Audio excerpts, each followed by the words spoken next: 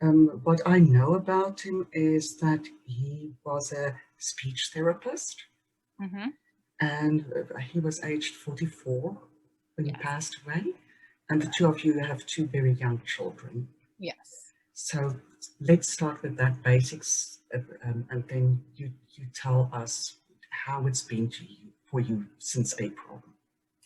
It's been extremely difficult. I think one of the most difficult parts is like that 26 days while he was in the hospital and me not being able to be with him at all and just relying on, the nurses and doctors to tell me what was going on, and they were swamped. So it was very difficult to sometimes get information. So I feel like that like added a layer of grief once I found out like he didn't make it, because I had to like deal with all that traumatic ups and downs. And then when what was finalized, like he's gone, it's like a whole new level of worries. And of course, we have two young children. My son was only 5 months when Martin passed away, and my daughter had just turned 2. So it's just a huge part of my grief was like I was grieving for them because they lost their dad. And like my daughter will have a couple of memories of him, and that's wonderful, but I just see my son and I'm just like, he's not going to know who his dad was, and that's heartbreaking. So it's been a lot of I've had to deal with a lot of different aspects of grief, grieving for them, grieving for my loss, and just like the trauma of not being able to say goodbye to him. Like I didn't say goodbye. I didn't know he was going to die that night. My last phone call with the doctor 2 hours before he passed away was tomorrow was going to be a better day. So it wasn't something that I know a lot of families were told, this is going to be the end. They're not going to make it. But most of the people at that hospital believed that he was going to make it. So I had no indication that that was going to be the phone call I received that night. So it's been just very difficult, and like just finding the new normal of being a single mom, which I never expected, balancing two very young children, starting work back again. It's been a lot to go through. Did Martin have any medical conditions before he became ill? No. So he was He completely was a healthy. healthy 44-year-old. He was just, he was just, because he was a healthcare worker, I think he just got in like so much of the germ, like, like just a high dose of germs that he just got it so bad. And I know I've been reading articles where type A positive blood type, they're linking that those people have worse symptoms, and my husband was A positive. So maybe that had something to do with it too. But I do remember when he was intubated, they said that his body was attacking his own body. So when I asked the doctor, oh, well, have people recovered from that? The doctor literally said to me, no, I've never seen this happen before. So it just shows you, like, my husband got it so early that there were just so many things that so many people didn't know. So that was like the first experience they saw with that happening. So like, how did they combat that? So it just really shows you that this virus, there's a lot of figuring out to do. I think especially in the beginning, because it was so new and nobody knew what we're dealing with. That must have made it especially hard. Yeah. We just had Chrissy meet us. Hi, Chrissy. Sorry I'm late. That's okay. We're all learning, especially myself. This is new to me, so welcome and thank you for doing this. At the moment, we're just talking about Pamela's late husband, Martin Addison, who was a a speech therapist. Got that wrong. And he passed away on April 29. He was 44, and it was kind of unexpected. Sure. Pamela, with having gone through this now for, what's it, 7 months about now? Yeah. We're approaching month 8. Yeah. And I know that grief doesn't have a linear line, doesn't get better and then it's, better. It is random and it's chaotic. Compared to after the initial shock that you experienced, is it better at all? Yeah, I feel like I'm in a much better place since April. Yeah, it definitely took a while because there was just so much to like deal with. But I feel like probably by month 5, 6, I was in a much better place, and I continue to get even better mentally. Like and I feel like sharing my story has really helped me heal and, be able to, knowing that I'm helping others by sharing my story has given me like purpose, and it really has helped me deal with my own grief in a better way. I'm so glad to hear that. And I think that is something that I've heard before, that people say, we want to be heard, but we also want to help. Yes. So it's therapeutic to share and to know that you're helping somebody else.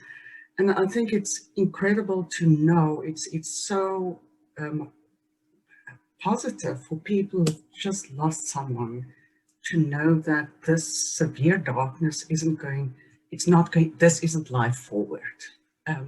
It is going to get better. So Yeah.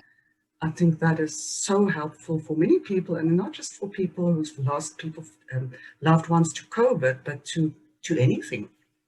Yeah. So that is really good to know. Yeah, there is light at the end of the tunnel. It doesn't seem possible at first, but there definitely is, because I have experienced that, that dark place, but now I'm like on the other side of that, and I feel good. That is so good to hear, and I'm so glad to hear that.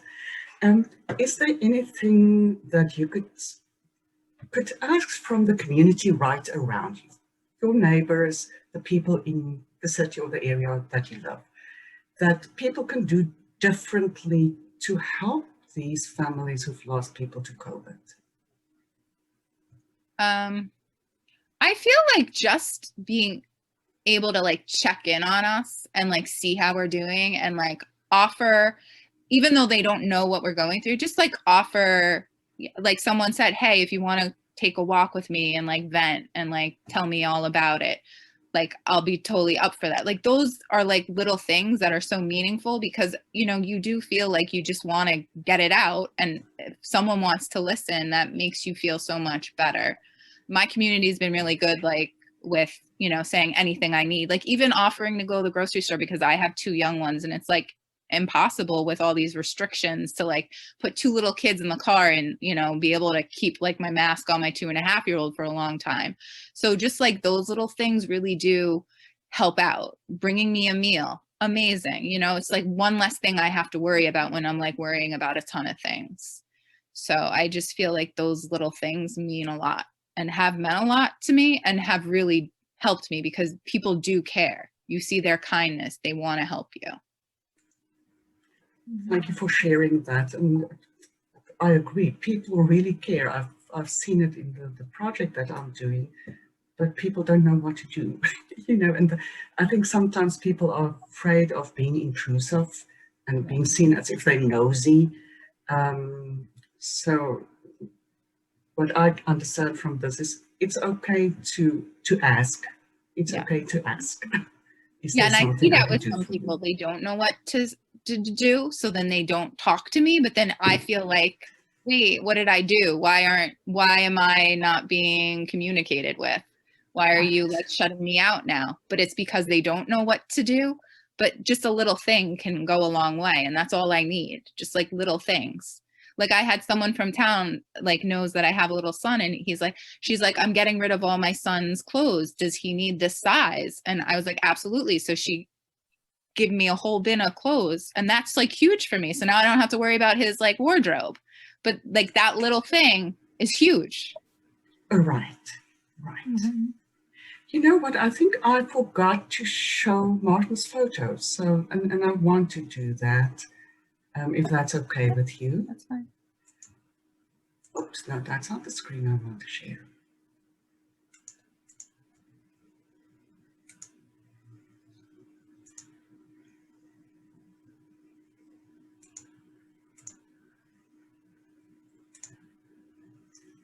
Don't know why that's up. Okay. So that is Martin with My your daughter when she daughter. was 10 months. 9 months old. Oh my gosh. So cute. And the whole family. Mhm. How old was your son I here? think 11 days. And when was this? It was like November, mid-November, right? Like after he was born. So I think it was like November 12th or 13th or something like that. Okay. And was this pre-kids? Yeah, I was actually pregnant with my daughter in that photo. So we would always, I was a huge Yukon Huskies fan, so he always would take me to a game every year around my birthday. Ah. Wow.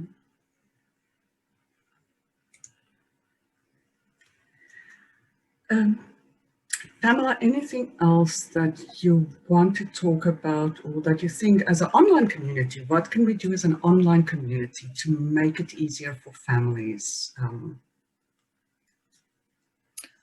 I mean, like, there's so many of you guys sharing our stories as well. And I just think that is just so meaningful. And like the fact that you're honoring their lives just is so huge to me.